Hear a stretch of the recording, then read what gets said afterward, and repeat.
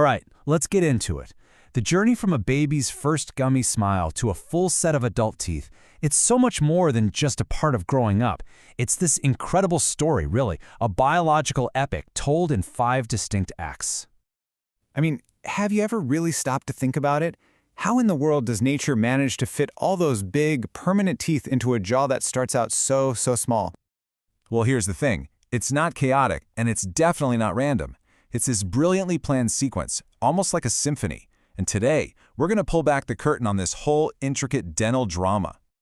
So, our story begins right at the start, in what I like to call the gummy grin era, way before a single tooth is even thought about showing up. You see, at birth, we don't have teeth. Of course not. We have what are called gum pads. But what's really fascinating is that they're already different from each other. The upper one, the maxillary pad, it's kind of horseshoe-shaped and a little wider, and it perfectly overlaps the U-shaped lower pad. This is the foundational blueprint for our entire future bite. And here's a really clever bit of design. Initially, these pads only touch way in the back, in the molar region. This leaves this perfect open space right in the front. And that little gap, it's the perfect spot for the tongue to rest and do its job during feeding, long before any incisors show up. And then the action starts. Around 6 or 7 months, that first tooth, usually a lower central incisor, makes its grand entrance. Then, over the next couple of years, the rest of the cast arrives. And they do it in a very consistent order, building up to a full set of 20 baby teeth by the time a child is about 2½. And that brings us to Act 2. All the baby teeth, or deciduous teeth if you want to get technical, are now in place. But their job is way more complex than just chewing food. They're actually placeholders for what's coming next. You know, if you look closely at a child's smile, you'll often see little gaps between the teeth. Now, these aren't a problem to worry about. They're a feature, not a bug. They're called primate spaces, and they are absolutely essential for the next stage of the story. Just think of it like this. These gaps are nature's way of planning ahead. They're like reserved parking spots, making sure there's going to be enough room when the bigger, permanent teeth need to move in. Pretty smart, right? Okay, let's look at another key feature of this stage, something called the terminal plane. It sounds complicated, but it's just about how the very last baby molars on the top and bottom line up. This alignment, it's like a weather forecast for the future adult bite.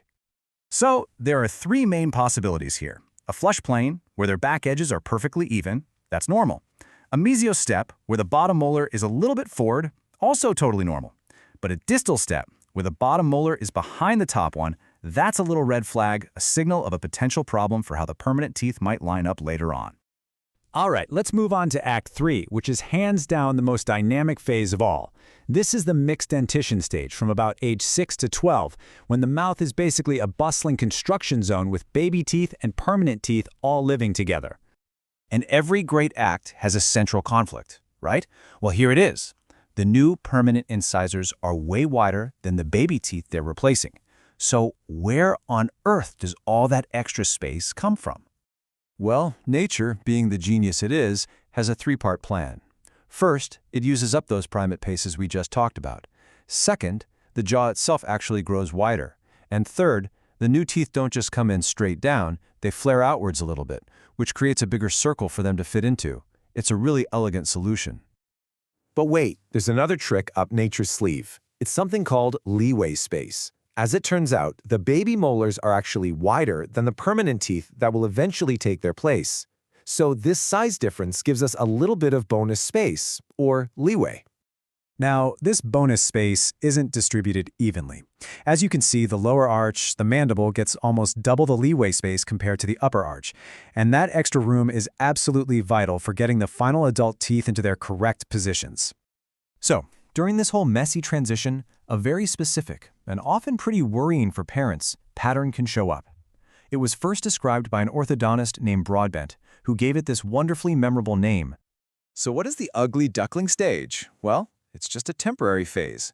What happens is the adult canines are developing way up high in the jaw, and they start to press on the roots of the incisors. This pressure makes the incisors fan out and can create a gap right in the middle. But, and this is the cool part, as those canines finally come down, they gently push the incisors back together, closing the gap all on their own. It's a self-correcting system. By about age 12 or 13, the curtain rises on Act 4. Most of the permanent teeth are in, and the smile is really starting to look like its final version. But the story isn't quite over yet. You see, even with all this careful planning, things can still shift around. As the jaw goes through its final growth spurts, especially the lower jaw, it can sometimes cause the lower front teeth to get a little bit bunched up. This is what's known as late-teen crowding. And this brings us to our final act, which, in a way, really lasts a lifetime.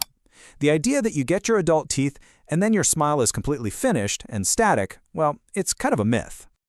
The truth is, our teeth are always in this state of subtle flux.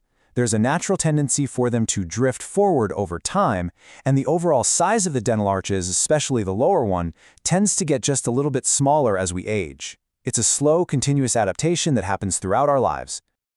And that leaves us with a final thought to chew on. This whole incredible process, from those first gum pads to late-teen crowding and beyond, it all shows us that a smile isn't some static structure. It's a living, dynamic system that's constantly adapting. So, the real question is a smile ever truly finished? Or is it always just a beautiful work in progress?